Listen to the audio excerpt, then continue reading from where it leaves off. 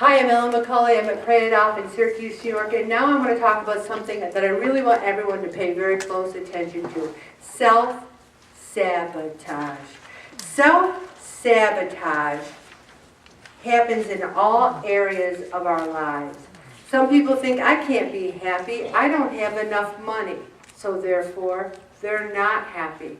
One of my friends went to Croatia, and he said to me, you know, Ellen, everyone was so happy, and they were living in what we would consider not the best housing, but you met them, they were smiling, they were happy, they were faith-filled. We think that having more money will make us happy. Have we really found that to be the case? We also think, I will be happy when I am at my elusive goal weight. You're going to put your life on hold, your happiness on hold, because you got a couple of pounds to lose. One thing that God blessed me with is I never defined my self-worth by my weight. I only got depressed really bad once when I lost 100 pounds and then I gained 150. I got real depressed then because I thought I had a handle on it and I didn't. And that's when I got depressed. But most of my life, I tried to find the joy. There was a spark in my eye. The Holy Spirit was in there trying to set me on fire. We need to live our lives with integrity. We tend to rationalize unacceptable behavior by telling ourselves the end justifies the mean. You know, I got to tell you, I was kind of down last week because I'm thinking, it's a new session, I'm trying to pump people up, and we lost 70 pounds we lost 50, wait a minute. Yes, we lost 70 pounds last week as a group, but we gained 51. And that's in the second week of a weight loss group. 51-pound gain is really unacceptable. And it was a total loss for the week of 19. And I took a hard look at the logs of the people who gained. And maybe there was 1, 2 that were a mystery to me. But there was 3, 4, 5, 6, and more that were eating like ice cream every day, that were having pizza 4 or 5 times a week, that were not really trying to eat smart, move more, and I can't say if they prayed or not, but I could see they weren't moving and eating smart. So why do they come and make a promise to themselves that they want to lead a healthy lifestyle and don't keep that promise to themselves?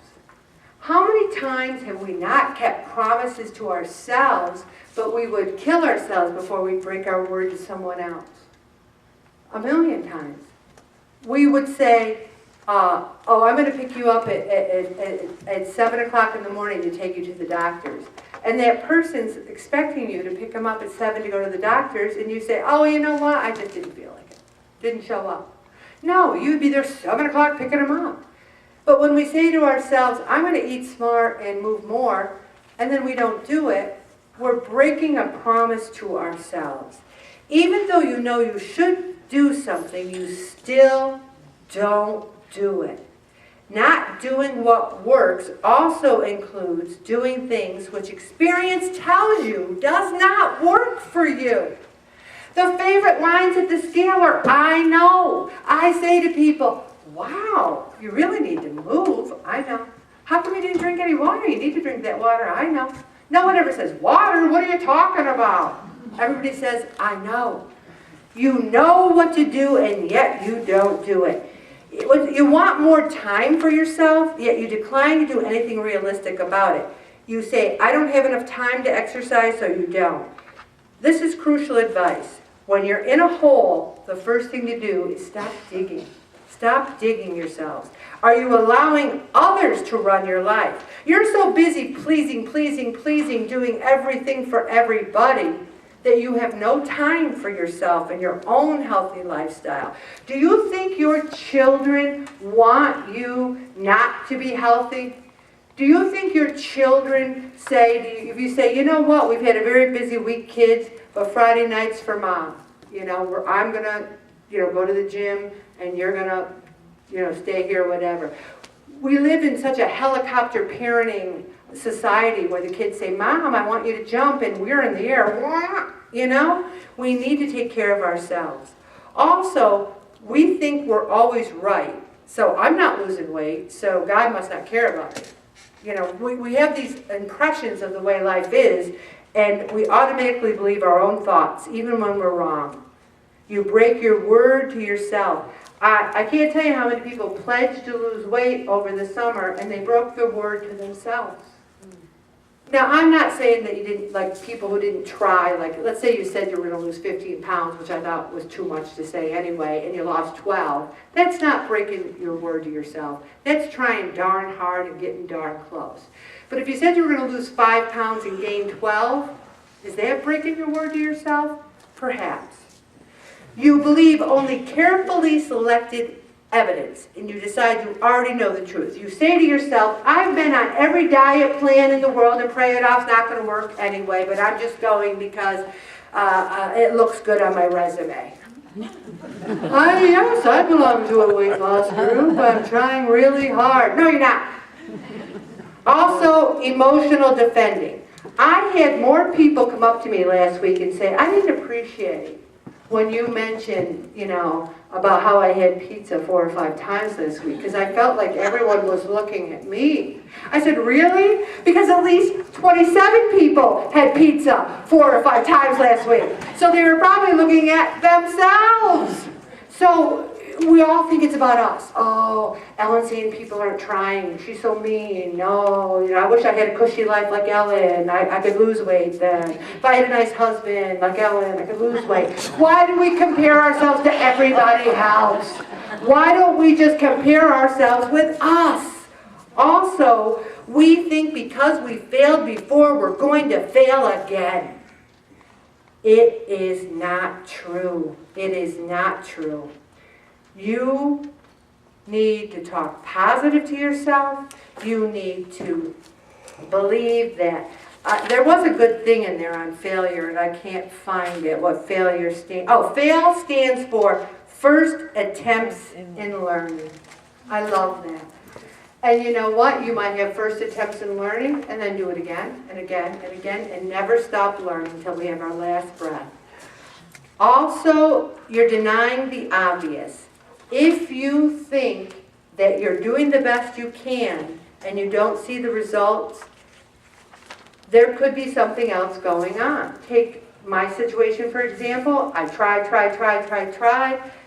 and I said, my body doesn't process dairy, gluten, or sugar well. Maybe that's my problem my whole life. I'm feeling good. You have to experiment. You have to try things. You do the same things over and over again and expect different results. Insanity.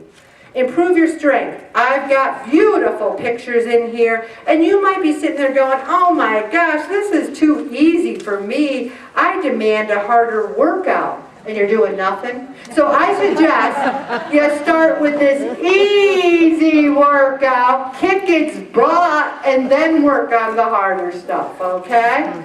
Also breathe, breathe, breathe. So many people, like they go to do the stretchy bands, and they're holding their breath. They go, it's got to go, breathe. Breathe and breathe and breathe. You have to breathe. Also, those 1 and 2 pound weights, you might say, Ellen, I'm on a fixed income. I don't have 1 or 2 pound weights. You got a half gallon, you fill it with water. You have a soup can, you lift it up. You find anything and you lift it up. You bend over. Everything counts. You need to do something. I also included a recipe in here because Price Chopper, the #1 store in the universe and beyond, has the best chicken thighs. And I have a recipe from the Whole30 line of recipes called olive braised chicken thighs. And already there's people out there going, ew, I hate olives. Don't make them with olives. Put something else in them. You can do it with less sodium without the olives, or you could use less olives, or we found sodium-free olives, which are to die for at Price Chopper. Okay, chicken thighs, avocado oil, onion, lemons, garlic, some olives, and salt and pepper. You gotta have some chicken thighs. They're delicious. I'm gonna stop right there, Bobby.